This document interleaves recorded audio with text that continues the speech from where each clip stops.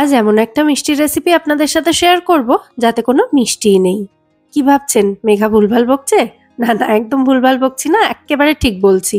কোনো খাবারকে মিষ্টি বানাতে গেলে সাধারণত আমরা গুড়, চিনি, মিছরি এগুলো ব্যবহার করে থাকি, তবে এই মিষ্টিতে কিন্তু সেগুলোর কোনোটাই নেই। নমস্কার বন্ধুরা, মেঘার সাথে বাঙালিয়ানার আরো একটি নতুন পর্বে আপনাদের সবাইকে স্বাগত। চলুন তাহলে মিষ্টি বানাতে শুরু করি। সবার প্রথমে আমি এখানে 200 গ্রাম খেজুর নিয়ে খেজুরের দানাগুলো বাদ দিয়ে দিয়েছি। আমি এখানে কোন খেজুর নিয়েছি আপনারা দেখতেই পাচ্ছেন, যে খেজুরগুলোর ভেতর দিকটা এরকম একটু সাদা হয় সেই খেজুর নিয়েছি। আপনারা চাইলে একদম নরম খেজুরটা এখানে ব্যবহার করতে পারেন। এই যে আমি দেখিয়ে দিচ্ছি, দেখুন এই খেজুরগুলো একেবারে নরম তুলতুলে হয় এবং শুধু দানা বাদ দিয়ে এগুলোকে অ্যাজ ইট ইজ রেখে দিলেই হবে, মানে এগুলোকে কিন্তু আর গ্রাইন্ড করার দরকার নেই। তবে আমি যে খেজুরটা নিয়েছি সেটাকে গ্রাইন্ড করতে হবে, কারণ ওটা হালকা একটু হার্ড থাকে, মানে এই খেজুরটার তুলনায় নরম খেজুরটার তুলনায় একটু শক্ত হয় আর কি।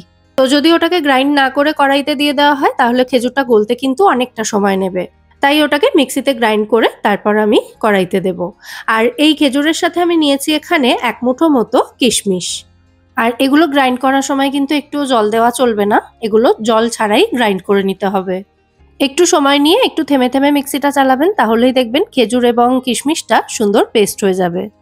আচ্ছা, এবার চলে যাই পরবর্তী প্রিপারেশনে। এখানে আমি 4 রকমের বাদাম নিয়েছি, এগুলোকে ছোট ছোট টুকরো করে কেটে নেব।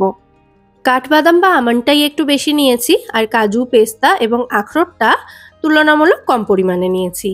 এবার গ্যাস অন করে একটা ফ্রাইং প্যান বসিয়ে দিচ্ছি। ফ্রাইং প্যানটা ভালো মতো গরম হয়ে গেলে এতে প্রথমে 2 টেবিল চামচ মতো পোস্ত দিয়ে পোস্তটাকে একটু শুকনো খোলায় ভেজে নেব, মানে পোস্তটাকে ড্রাই রোস্ট করে নিতে হবে। মিডিয়াম ফ্লেমে 1 থেকে 1.5 মিনিট সময় নিয়ে পোস্তটাকে এভাবে একটু ভেজে নিতে হবে। তখন দেখবেন পোস্তর কালারটা হালকা একটু চেঞ্জ হতে শুরু করেছে, তখনই এটাকে নামিয়ে নিতে হবে। আর পোস্ত ভাজার কিন্তু খুব সুন্দর একটা গন্ধও বেরোবে। পোস্তটা নামিয়ে নেওয়ার পর ফ্রাইং প্যানটার মধ্যে আমি 1 চামচ মতো ঘি অ্যাড করেছি।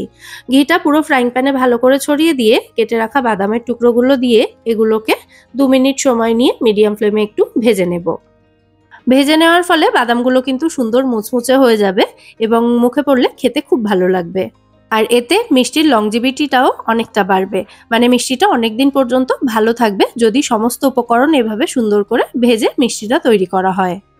তো জাস্ট 1.5 থেকে 2 মিনিট কিন্তু বাদামগুলো আমি ভেজেছি এবং বাদামের কালারটা কিন্তু একদম হালকা চেঞ্জ হয়েছে, এর বেশি কালার চেঞ্জ হওয়ার দরকার নেই, এই পর্যন্ত বাদামগুলো ভাজলেই হবে।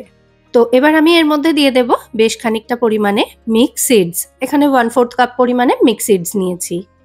এখানে মোট 5 রকমের সিডস আছে। ওয়াটারমেলন সিডস আছে, সানফ্লাওয়ার সিডস আছে, আর পামকিন সিডস আছে, তার সাথে ফ্ল্যাক্স সিডস এবং একটু চিয়া সিডসও রয়েছে।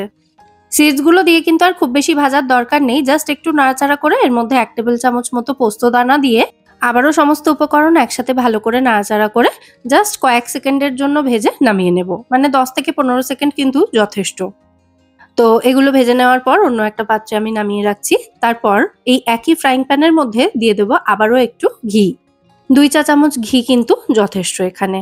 যা যা উপকরণ এখানে ব্যবহার করেছি আমি সবই কিন্তু স্বাস্থ্যের জন্য ভীষণই উপকারী। যাই হোক, এদিকে ফ্রাইং প্যানে ঘিটা ভালো মতো গরম হয়ে গেছে, তো এবার এর মধ্যে আমি খেজুর এবং কিশমিশের পেস্টটা অ্যাড করে দিলাম। আর আমি কিন্তু এটাকে একদম মিহি করে পেস্ট করিনি, দেখতেই পাচ্ছেন একটু দানা দানা রয়েছে কিন্তু। তো এবার একদম লো ফ্লেমে রেখে খেজুর এবং কিশমিশের এই পেস্টটা একদম নরম হয়ে যাওয়া পর্যন্ত এটাকে একটু এভাবেই নাড়াচাড়া করতে হবে। সময় লাগবে মোটামুটি 3 থেকে 4 মিনিট মতো। আর এখানে যদি ওই নরম খেজুরটা ব্যবহার করেন তাহলে দেখবেন মিক্সিতে ওটা পেস্ট না করেও যদি এখানে দানাটা বের করার পর দিয়ে দেওয়া হয় ঘিয়ের ওপরে, তাহলে মোটামুটি 1.5 থেকে 2 মিনিটের মধ্যেই খেজুরটা এরকম পেস্ট হয়ে যাবে। কিন্তু এই খেজুরটা গিফটে পাওয়া ছিল এবং যেহেতু অতটা নরম নয় খেজুরটা, তাই কেউ খেতে চাইছিল না, ফ্রিজে পড়েই ছিল। তাই ভাবলাম ফেলে দেবো কেন, এই মিষ্টিটা বানিয়ে নিই, তাহলে সবাই মিলে খেয়ে নেবে। আমার আবার খাবার দাবারের জিনিস নষ্ট করতে ভীষণ কষ্ট হয়, কারণ আমার নিজের পয়সায় কেনা হোক বা অন্যের পয়সায়, সে তো কষ্ট করেই উপার্জন করে হয়তো গিফট করেছিল আমায়। তো যাই হোক, আবার রেসিপিতে ফেরত আসি। 3-4 মিনিট ভাজার পর খেজুরটা যখন একদম ম্যাশি টাইপের হয়ে গেছে এবং একটু ভাজা ভাজা টাইপের হয়ে গেছে, এটা নাড়াচাড়া করতে করতেই আপনারা বুঝতে পারবেন। তো এইরকম সময় এর মধ্যে ভেজে রাখা বাকি যা সমস্ত উপকরণ ছিল সবটাই একসাথে দিয়ে দিলাম এবং এই সময় কিন্তু গ্যাসের ফ্লেমটা অফ করে দিয়েছি। এবার সমস্ত উপকরণ একসাথে ভালো করে মিশিয়ে নিচ্ছি। এই মেশানোর কাজটা কিন্তু একদম গরম গরম করে ফেলতে হবে, তা না হলে গ্যাস অফ করার পরই কিছুক্ষণ পর থেকে আবার খেজুরটা হালকা একটু টাইট হতে শুরু করবে। তো তখন কিন্তু মেশাতে এটা অসুবিধা হবে। তো সেই কারণে গরম থাকতে থাকতেই এটাকে ভালো করে মিশিয়ে নিতে হবে। আর মেশানোর সময় এভাবে স্প্যাচুলা দিয়ে নাড়াচাড়া করতে করতে মিশ্রণটা কিন্তু হালকা একটু ঠান্ডাও হয়ে আসবে। তো এই মিশ্রণটা যখন হাতে ধরার মতো ঠান্ডা হবে, মানে হাতে সহ্য করার মতো ঠান্ডা হবে, তখন এর মধ্যে একটু এলাচ গুঁড়ো দিতে হবে। 3টে ছোট এলাচের দানা বের করে হামানদিস্তাতে সেগুলোকে ক্রাশ করে আমি এখানে দিয়েছি। আর খেজুরের সাথে সমস্ত উপকরণ ভালো করে মিশিয়ে নেওয়ার পর আমি এটাকে মিনিট 5 রেখে দিয়েছিলাম। এখন এটা হাতে সহ্য করার মতো ঠান্ডা হয়ে গেছে। তো এবার এটার একটা মণ্ড আমাদের তৈরি করে নিতে হবে, মানে এটাকে ভালো করে একত্রিত করে একটা মণ্ড তৈরি করব। এই কাজটা কিন্তু আর স্প্যাচুলা দিয়ে করা যাবে না, এবার হাত লাগাতেই হবে। তো হাত দিয়ে এই যে মিশ্রণটা রয়েছে এটাকে এভাবে একত্রিত করে নিতে হবে। দেখবেন খুব সহজেই কিন্তু এটা বাইন্ড হয়ে যাচ্ছে। 200 গ্রাম খেজুরের সাথে সমস্ত বাদাম মিশিয়ে 200 গ্রাম, তার সাথে কিশমিশ এবং মিক্সিডস মেশালে আরো 50 থেকে 60 গ্রাম মতো হবে। তো মিশ্রণটা ভালো মতো একত্রিত করে আমি এর মধ্যেই একটা রোলের মতো করে নিলাম। এবার এটাকে কোনো একটা ফ্ল্যাট সারফেসের মধ্যে নিয়ে নিতে হবে। আপনারা কিচেন স্ল্যাবের ওপরেই ডিরেক্টলি এটা করে নিতে পারেন। আমি একটা অ্যালুমিনিয়াম ফয়েল বিছিয়ে তার উপরে সামান্য একটু ঘি মাখিয়ে নিয়েছিলাম। তো এই যে রোলটাকে বানিয়েছি এটাকে এবার চারিদিক থেকে চেপে চেপে একটু টাইট করে নিতে হবে। মানে এটাকে যদি টাইট করে বাইন্ড না করা হয় তাহলে দেখবেন এটা কাটার সময় কিন্তু ভেতর থেকে ড্রাই ফ্রুটস গুলো বা খেজুর একটু ছড়িয়ে ছিটিয়ে যেতে পারে। তো ভালো করে এভাবে টাইট করে তারপর রোলটা তৈরি করতে হবে। দেখুন আমি ঠিক যেভাবে করছি সেভাবে করে নিতে পারেন। তো এভাবে রোলটা তৈরি করে নেওয়ার পর ড্রাই রোস্ট করে রাখা যে পোস্ত দানাটা ছিল বা যেটাকে শুকনো খোলায় ভেজে রেখেছিলাম সেই পোস্তটার ওপরে রোলটাকে এভাবে চারিদিক থেকে গড়িয়ে নিতে হবে। আর যেহেতু খেজুরটা একটু স্টিকি টাইপের হয় সেই কারণে পোস্ত দানাটা কিন্তু এর গায়ে খুব সুন্দরভাবে স্টিক হয়ে যাবে এবং এটা দেখতে খেতে দুটোই ভালো লাগবে। আচ্ছা, ভালো মতো পোস্ততে গড়িয়ে নেওয়ার পর এবার এই রোলটাকে অ্যালুমিনিয়াম ফয়েলটার ওপরেই রেখেছি। তারপর এটাকে এভাবে মুড়িয়ে রোল করে নেব।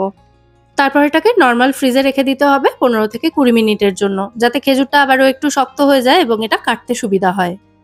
তবে মিষ্টিটা তৈরি হয়ে যাওয়ার পর কিন্তু এটাকে আর ফ্রিজে রাখতে হবে না, এটা বাইরেই ভালো থাকবে 15 দিন মতো, মানে রুম টেম্পারেচারে রাখলেও এটা একই রকম ভালো থাকবে। তো 20 মিনিট মতো ফ্রিজে রাখার পর ফ্রিজ থেকে আমি এটাকে বের করে নিয়ে চলে এসেছি। এটা এখন ভালো মতো সেট হয়ে গেছে, মানে খুব সহজেই এটাকে এবার কেটে নেওয়া যাবে। তো এবার একটা ধারালো ছুরির সাহায্যে এভাবে স্লাইস করে আমি এই রোলটাকে কেটে নিচ্ছি। আপনারা কিন্তু এই মিশ্রণটা দিয়ে লাড্ডুর মতো গোল গোল বলও তৈরি করে নিতে পারেন। কয়েকটা স্লাইস কেটে নেওয়ার পর আমি একটু দেখিয়ে দিই, দেখুন কতটা সুন্দর হয়েছে এটাকে দেখতে।